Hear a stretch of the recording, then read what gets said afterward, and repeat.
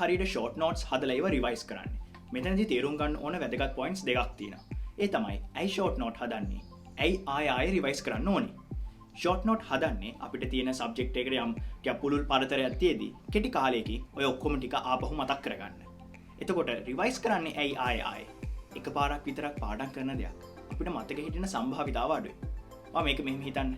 ඔයා ජීවිතේ පළවෙනි පාරට එක පාරක් ගිහිල්ලා තියෙන පාරක් ආයෙ කවුරු හරි ඇහුවොත් ඒ පාරේ කොහොමද යන්නේ කියලා ඔයාට ඒක මතකයිද? හැබැයි හැමදාම යන ඉස්කෝලේ ඉඳන් ගෙදරට එන පාර නම් හොඳට මතකයි. මේක තමයි වැදගත්කම. දැන් එහෙනම් බලමු ෂෝට් නෝට් එකක් හදන්නේ කොහොමද කියලා. ෂෝට් නෝට් එකක අඩංගු වෙන්න ඕනේ ඔයා පාඩම් කරන කොටසේ සාරය.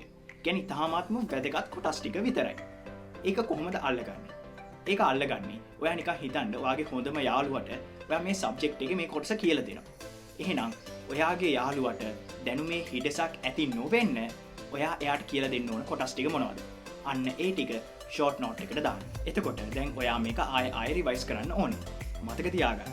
ෂෝට් නෝට් එකක් රිවයිස් කරනවා කියන්නේ පාඩම් කරනවා කියන එක නෙවෙයි. ඔයාට පාඩම් කරන්න ඔයා වෙන් කරලා තියෙන වෙලාව මේ ෂෝට් නෝට් රිවයිස් කරන්න පාවිච්චි කරන්න එපා.